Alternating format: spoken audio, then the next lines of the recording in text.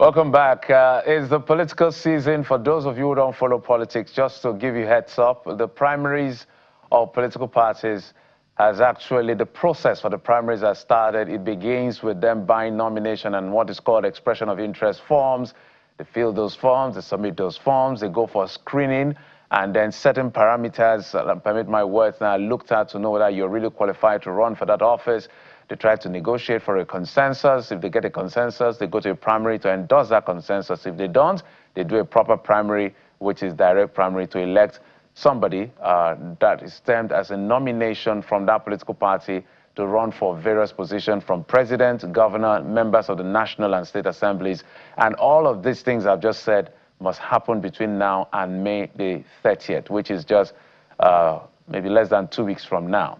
But in between all of this, there will be litigations, court cases, even afterwards, about people that feel that they were perhaps cheated in the process. And then we've seen a lot when it comes to interpretation, even court judgment, all the way to the Supreme Court. Lawyers and litigants leave the court, and we see different interpretations. So what is going on with political litigations? That's the conversation. Ekemini is a lawyer, legal practitioner, joining us virtually. Mr. Ekemini, thank you so much for coming on the program. Thank you, Jeff, for having me. I'm going to lay one, but let me ask the questions. When it comes to the interpretation of court judgments in Nigeria, is it a question of mischief, or we need to do something about legal education? I mean, even amongst lawyers. But I put that question at the back of your mind. Let me also bring in another part of the conversation. Recently, we saw what happened with the PDP. One of the two cases that ended up at the Supreme Court for the PDP was a suit filed by Sule Lamido, former governor of Jigawa State. And what was his grounds? He said, I do not want to endorse any candidates, consensus candidate to be the national chairman of our party, the PDP. Those were his position. I want to contest to be chairman of the party, just like every other person. Well, for whatever reason, the PDP didn't allow him maybe get the form. He went to court, and he got victory at court, and he got all the way to the Supreme Court, because at the trial court said, INEC, don't even go and supervise this exercise, because the man has a right to be elected. He's within his right. So if they don't allow him to buy nomination from them, he shouldn't be. And that, buried that, a part of what buried the Ibadan Convention. Just yesterday I read, there's a gentleman, I think his name is Fubara Dagogo. He also wanted to vie for a position in the party, I think APC National Vice Chairman South. I don't know whether he was allowed to buy form or whatever happened, but he went to court to seek redress. Guess what? The other case, I think, was, I stand to be corrected, by Justice Peter Lifo, the one of PDP.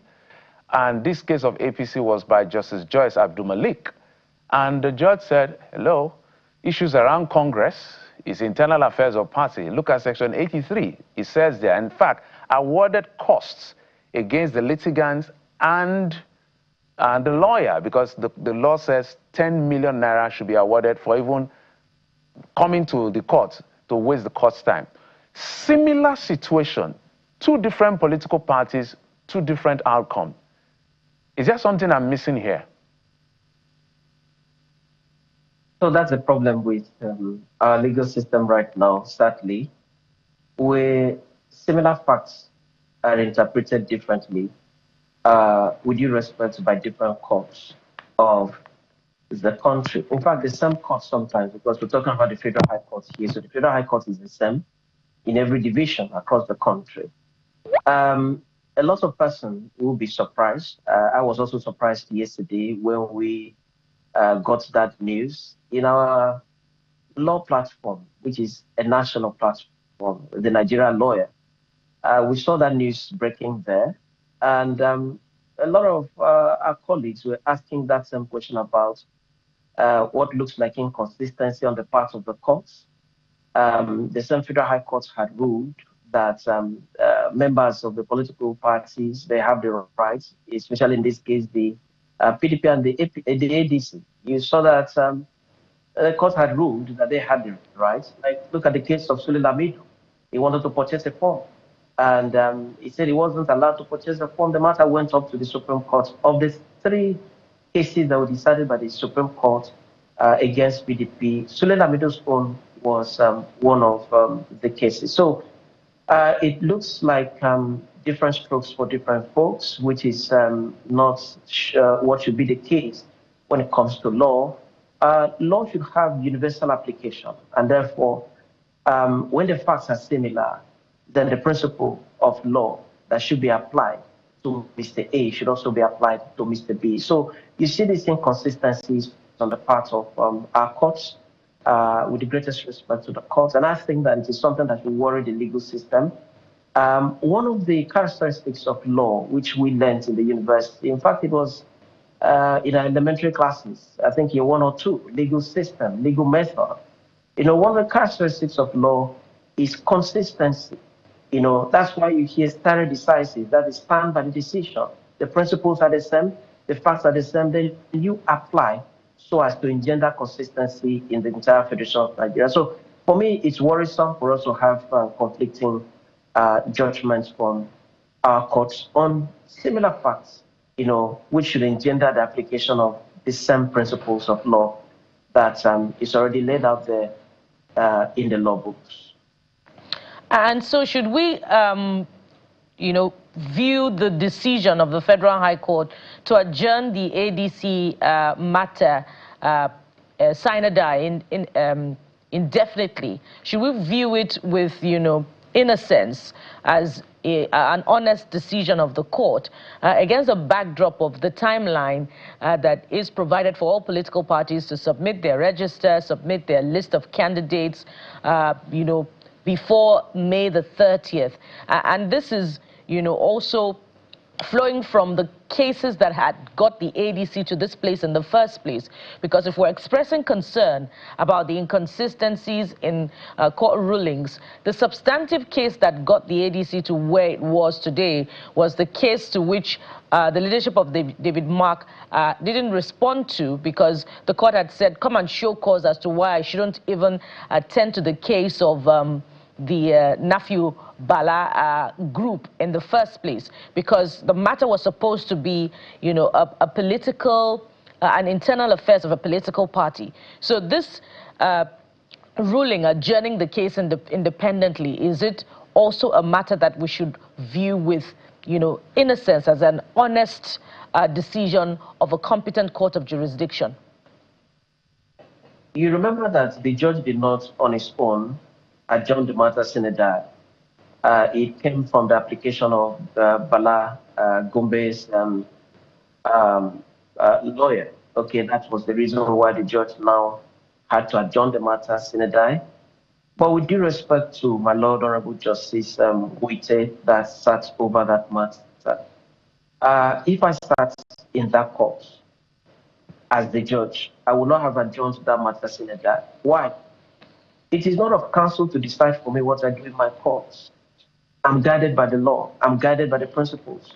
So if everybody has his case adjourned sine die just because he has brought an application, then most persons will go to court and keep mischief in the court. Just file, ask for sine die, and then the matter will just stay there in court. And then you would have achieved your aim. Assuming the ADC is unable to present candidates for the next election, I'm saying just assuming, I'm not saying that's the case, then the person, Bala Gombe, would have achieved something mischievous by asking for the matter to be adjourned sine die. Now, an application can be made to the judge. It is left for the judge to grant. And I'm saying, with due respect, if I sat as the judge of that court, I would have continued with that matter. One of the reasons I would have continued with the matter would have been the fact that in the judgment of the Supreme Court, which is higher than me as a High Court judge, the judgment of the Supreme Court talked about hearing those matters, giving accelerated hearing to that very matter. And I would have been bound by that pronouncement of the Supreme Court. And for that reason, I would have told lawyers in the matter, gentlemen, there is an order of the Supreme Court that this matter should be heard expeditiously, and I'm going to hear it expeditiously. If you have written your application to my Lord the Chief Judge, my Lord the Chief Judge has not yet given me any letter to recuse myself or to adjourn this matter sine die.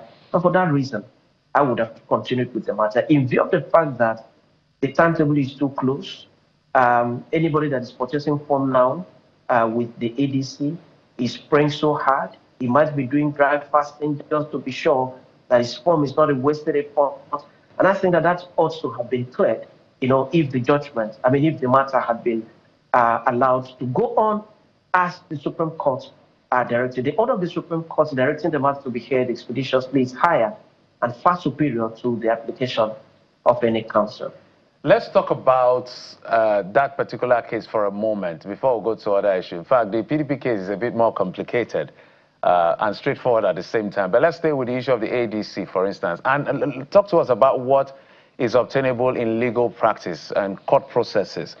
It is Nafiu Bala Gombe that approached the court to seek declarative ancillary reliefs and injunctive reliefs, some granted. We have not even got into the, substantive issue, the merit of the case. The same person now, the case has gone all the way to the Supreme Court after almost 7 months. He said he's no longer confident in the judge. Let me not use this word. He doesn't want to continue in that particular court. What is the standard? What is the premise for that particular request to be granted? You see, anybody can say he doesn't want the judge to hear his matter anymore. He may have his reason. His reason may be genuine. His reason may also be mischievous. The reason may be to delay a matter and ensure that an event passes by, so that the other person will not be able to do what he wanted to do. So when this application is made a number of times. We see it in practice every time, but it is left for the judge to say yes or no. And the judge is the master of his court anywhere in the world. And when you say an application has been made to the head of the judiciary, the chief judge in this case of the Federal High Court, the head of the judiciary has not yet written to the judge hearing the matter to hands off with the matter and hand it over to another lawyer. And for that reason, the judge can rightly proceed with that matter and no injustice whatsoever will be occasioned.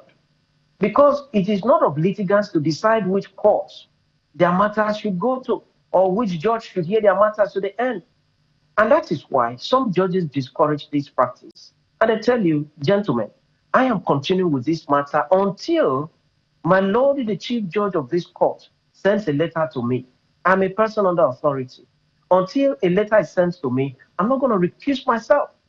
Now, let me bring you to a matter in the recent past. You remember the case involving Olisametu and Honorable Justice Abangabang when he was at the Federal High Court before he went to the Court of Appeal. You remember what went on in that court? And my Lord Justice Abangabang said, Okonobang said, gentlemen, this matter proceeds. I'm not recusing myself until I'm asked to recuse myself. I think that's the same approach that should be applied, especially in matters like this where you see that there can be mischief somewhere. Like I say, if the ADC is unable to present candidates for the next election, Nafiu Bala Gombe's matter, which has now been adjourned Senate, would have been a major contributor to that. And that's a mischief that I think that my lords, the judges of the various courts, should look behind and then say, no, I'm continuing with this matter. Prove your case. If you prove the case, then I grant your reliefs. If you don't prove the case, then I dismiss your matter. Now, in the Court of Appeal, for instance, somebody has gone on appeal, and then he refuses to follow up with the appeal. That means he's not legitimately, he's not genuinely, aggrieved with the judgment that he's taken to the court. And therefore, I think that the judges should master their courts even more. They've been doing that, but they should even do that more. When applications like this just come, I don't think judges should recuse themselves. They should go on with the matter. They shouldn't even adjourn Synod, because Synod can mean 1 year from now or 6 months from now, and that's not very good for political matters like this. All right, let's milk this opportunity that we have with you, especially with scrutiny of the Electoral Act as amended 2026. And former INEC National Commissioner, Mr. Mike Igine, has been drawing attention to some sections in the Electoral Act, which, according to him, could set the stage for electoral malpractice in the coming elections. And he has cited Section 63, Section 137 and I believe Section 138. Perhaps we should take them one after the other. For Section 63, he's talking about you know, the introduction of ballot papers that could be counted by an electoral officer, which is brought by, you know, a politician. Help us explain, help us understand what the dangers could be, because some are saying this is not a new introduction into the Electoral Act. After all, it's always been there, and we're just making mountain out of the whole molehill. Is that the case? Well, that's the provision in the Electoral Act just signed by the president. I would have expected that such a provision would not find its way into a modern piece of legislation, not the Electoral Act. I would have expected that that should be expunged. You know, I call for amendment of that very provision in the next round of amendment of the Electoral Act, whenever that will be. But let me also speak in practical terms. I have done election petition matters up to the appellate court for well above 12 years now. And I can say that that provision does not even have practical application. The electoral officer comes to the polling units with ballot papers duly serialized, and he declares what he has to the agents of the political parties that are present in the presence of everybody. And everybody has his or her eyes on what has been declared. So where is someone going to bring in the extra ballot papers from wherever to add to what the people have already seen? So I find it difficult to see the practical applicability of that very provision. But again, I say that so as to avoid mischief, so as to avoid someone taking a matter maybe to the court, and the court, depending on what is argued, decides to go by that section. I feel that that section should be expunged in its entirety in the next round of amendment of the Electoral Act. Someone can also go to the Federal High Court and ask the Federal High Court to strike out that section because of the possibility of mischief being acted upon that section. All right, Ekeminiudim, thank you, sir, for coming on the program. Ekeminiudim is a lawyer, legal practitioner. Thank you. We appreciate it.